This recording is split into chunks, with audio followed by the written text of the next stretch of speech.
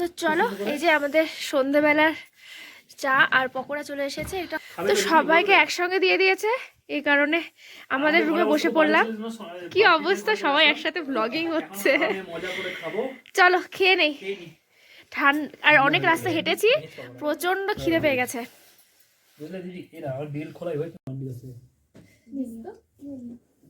তো চলো একটু চিয়ার্স হয়ে যাক নাকি? এটা কিন্তু মদ না, চা। আগে বলছি চিয়ার্স করতে বলছি। চা তো কাপেই দেবে, আমরা তাহলে গ্লাসে নিয়ে খেতাম। চলো চিয়ার্স। ওর বিছানায় শুভ না তো। আদা দিয়ে করেছে। বলেছে চিনি ছাড়া ভালো, কিন্তু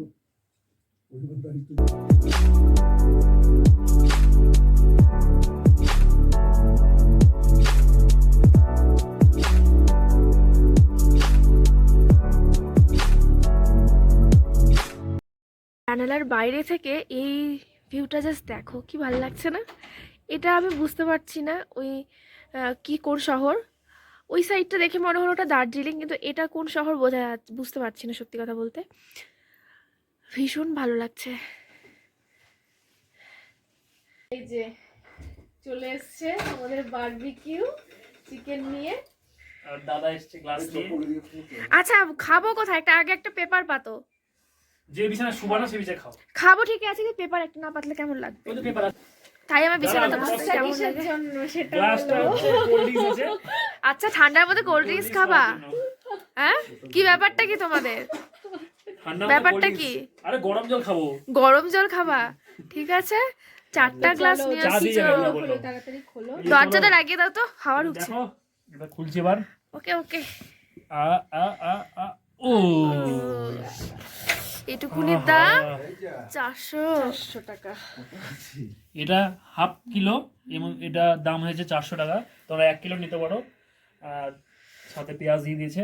এবার আমরা খাবো, টেস্ট করে বলছি কেমন। এই যে সঙ্গে থাকো। Barbecue chicken. তো চলো আমরা এখন খেয়ে নেই। A few moments later. তো এখন আমরা খেতে যাবো, রাতের ডিনারটা কমপ্লিট করে নেব। রাতে আমরা অর্ডার করেছিলাম রুটি। চলো মনে হচ্ছে অনেকে খাচ্ছে, একটু দাঁড়াও দেখে আসি। আচ্ছা দেখে আসো চলো।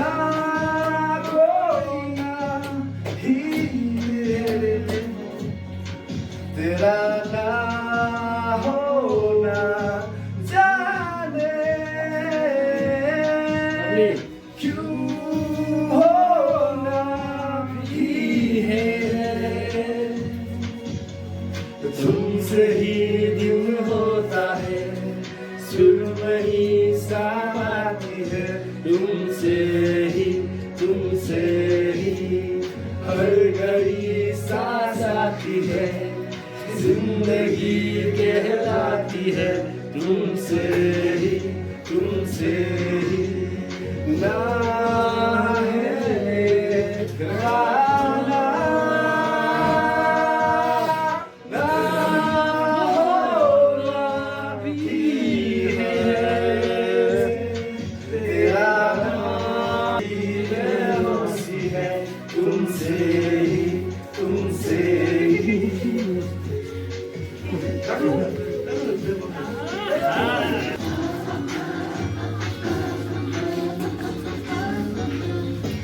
आपने बिना शर्माया हूँ, जो भी मैं बन पाया हूँ, तुमसे ही তো তোমরা দেখলে দারুণ একটা কনসার্ট হয়ে গেল, লাইভ মিউজিক একটা ছিল, দারুণ একটা মহল বানিয়ে দিয়েছিল।